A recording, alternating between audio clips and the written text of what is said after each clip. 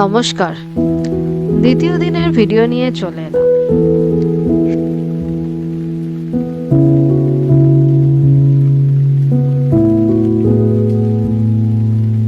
সকালবেলায় ব্রেকফাস্ট করে আমরা বেরিয়ে পড়লাম দ্বিতীয় দিনের গন্তব্যস্থলের দিকে।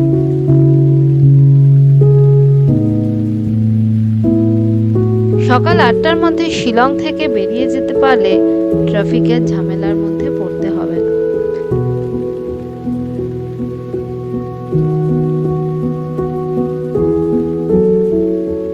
যেহেতু আমরা মেইন শহর থেকে একটু বাইরের দিকে ছিলাম, তাই আমরা 9টা নাগাদ রওনা দিয়েছিলাম। আগের দিন আমরা গাড়ি বলে রেখেছিলাম। ছোট গাড়ির ভাড়া ছিল 3200 টাকা পার ডে। সুইফট ডিজায়ারের ভাড়া 3.5 থেকে 4000 পার ডে, আর ইনোভার ভাড়া 4.5 থেকে 5000 পার ডে। যেহেতু আমরা 3 জন ছিলাম, তাই ছোট গাড়িতেই অর্থাৎ অল্টোতে আমাদের হয়ে গিয়েছিল।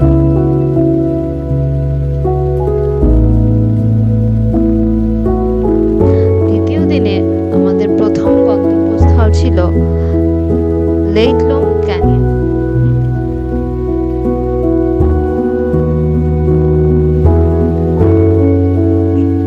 পথে কিছু ছোট ছোট গ্রামের দেখাও মিলল, বেশ কিছু চার্চ এবং পাশেই ছোট ছোট স্কুল।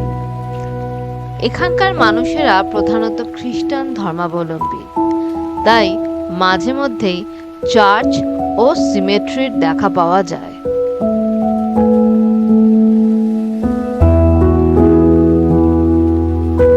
রাস্তাটা এত সুন্দর, নিরিবিলি আর পরিষ্কার যে কিছুক্ষণ সময় রাস্তায় দাঁড়িয়ে প্রকৃতির রূপ উপভোগ করতে বাধ্য হলাম।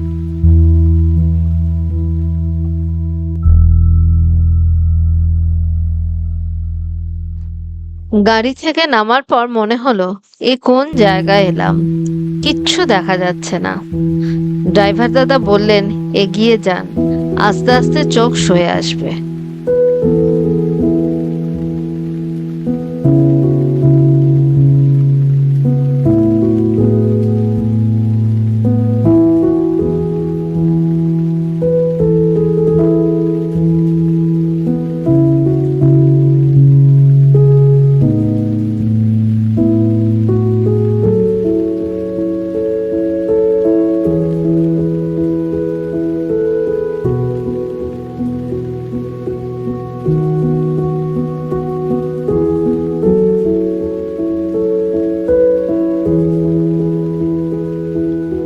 মনে হচ্ছে যেন মেঘেরা আপন মনে খেলা করছে, কখনো নিচ থেকে ওপরে উঠছে, আবার কখনো ওপর থেকে নিচে নামছে, কখনো বা মেঘের চাদর দিয়ে গোটা ভ্যালিটাকেই ঢেকে দিচ্ছে।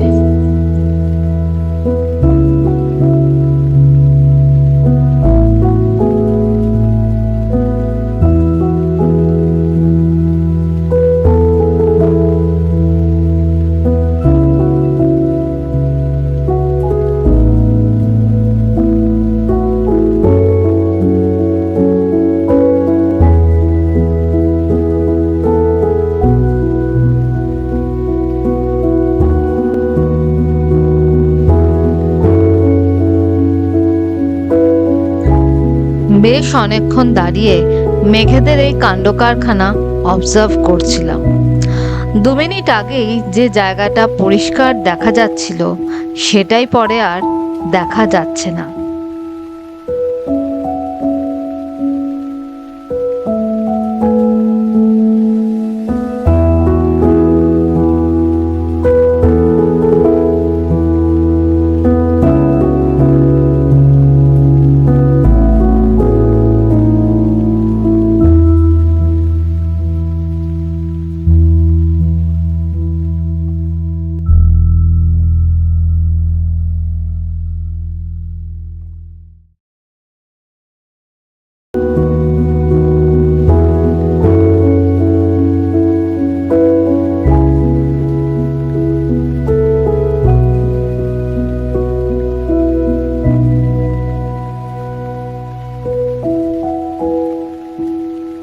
স্থানীয় মানুষদের জিজ্ঞেস করে জানতে পারলাম যে ভোরবেলায় সানরাইজের সময় নাকি অপূর্ব লাগে।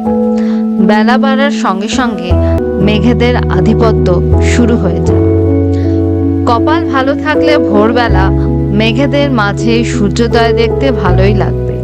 তাই পারলে আপনারা সকাল সকাল এখানে চলে আসতে পারেন।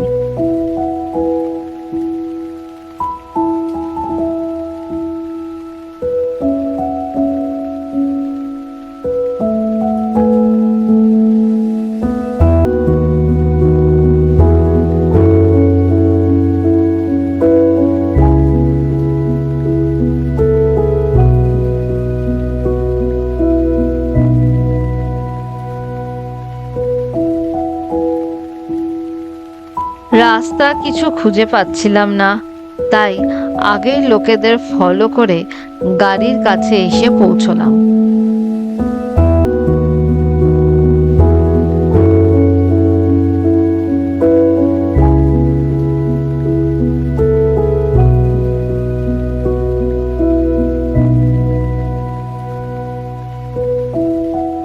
এগিয়ে চললাম নেক্সট ডেস্টিনেশন অর্থাৎ শিলং পিকের দিকে।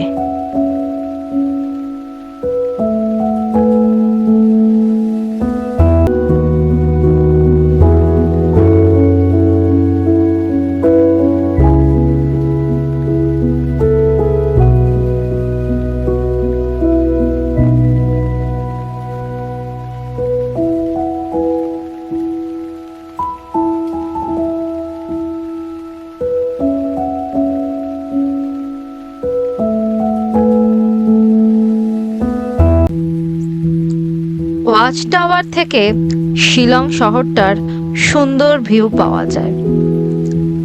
এখানে একটা কথা বলে রাখি, যেহেতু এই প্লেসটা এয়ারফোর্সের এরিয়ার মধ্যে, তাই এখানকার ট্যাক্সি নিয়েই শিলং পিকে আসতে হবে, ভাড়ার গাড়ি অ্যালাউড নয়। ট্যাক্সিতে ভাড়া পড়েছিল 100 টাকা পার পারসন যাতায়াত নিয়ে। ফেরত যাওয়ার সময় আপনি সঙ্গে সঙ্গে গাড়ি পাবেন না, আপনাকে ওয়েট করতে হবে। যেসব গাড়ি প্যাসেঞ্জার নিয়ে আসছে সেই গাড়িতেই ফেরত আসতে হবে।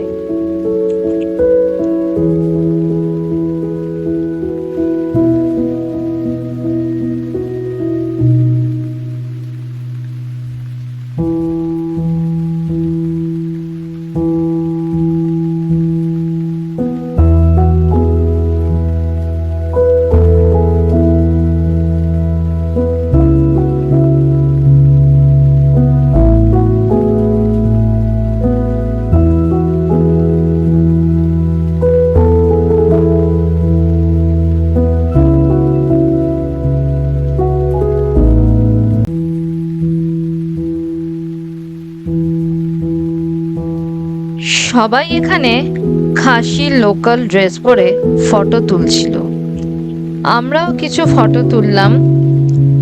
ড্রেসের ভাড়া 100 টাকা।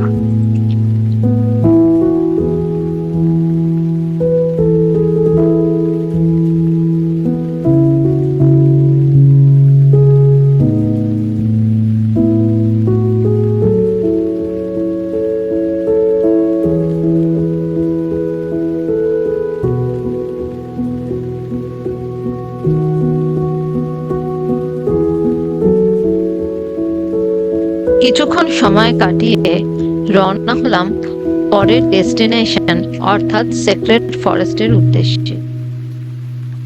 রাস্তায় এক জায়গায় লাঞ্চটাও করে নিলাম।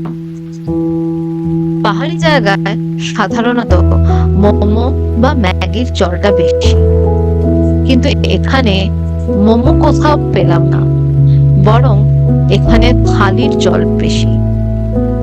যে কোনো রেস্টুরেন্টেই ভেজ বা চিকেন থালি পাওয়া যায়, এছাড়া চাইনিজ খাবারও অ্যাভেলেবল।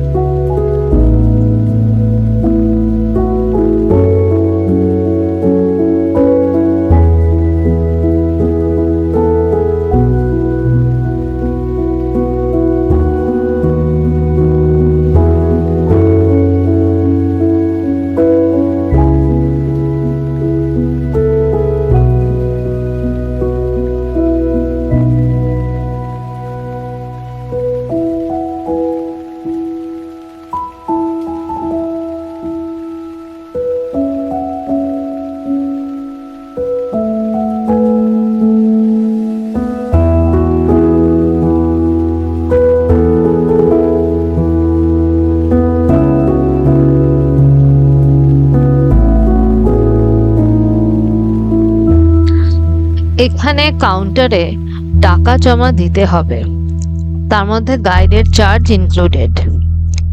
গাইড ছাড়া ফরেস্টের ভেতরে ঢোকা যায় না, তাছাড়া গাইড ছাড়া কিছু বোঝাও যাবে না।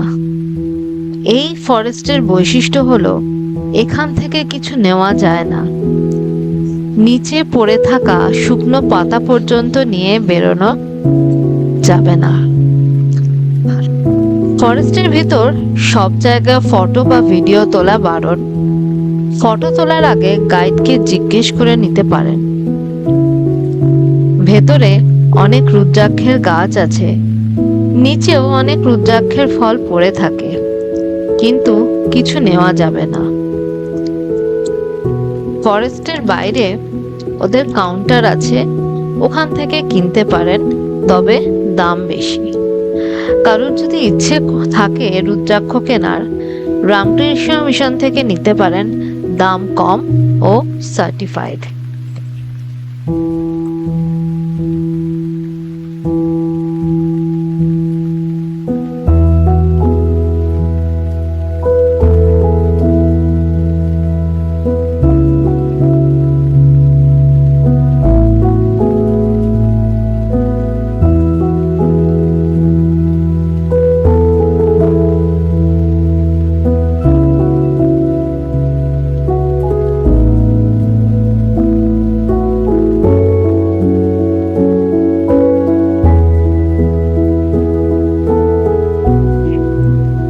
ফরেস্টের উল্টো দিকেই হাসি মডেল ভিলেজ আছে, চাইলে দেখতে পারেন, তবে টিকিট কাটতে হবে।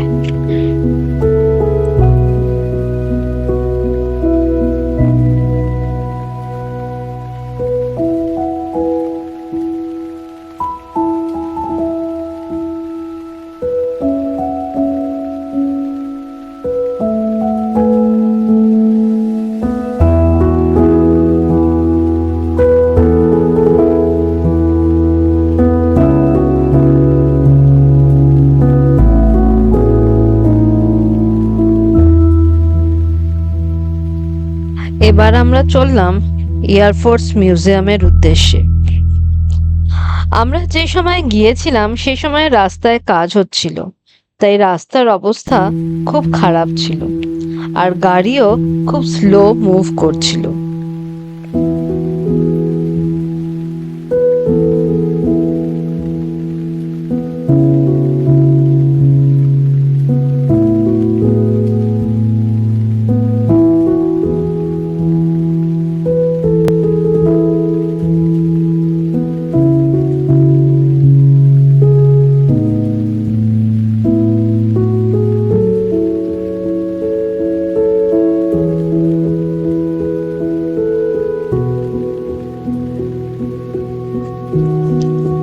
ছটার মধ্যে কিন্তু মিউজিয়াম বন্ধ হয়ে যায়।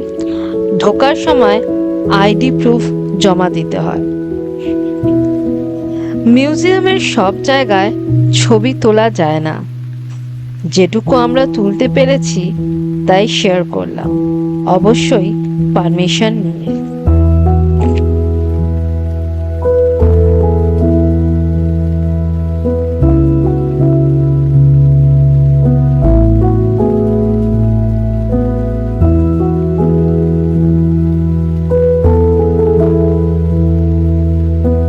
দিনের ভিডিও এখানেই শেষ করছি, দেখা হবে পরের ভিডিওতে।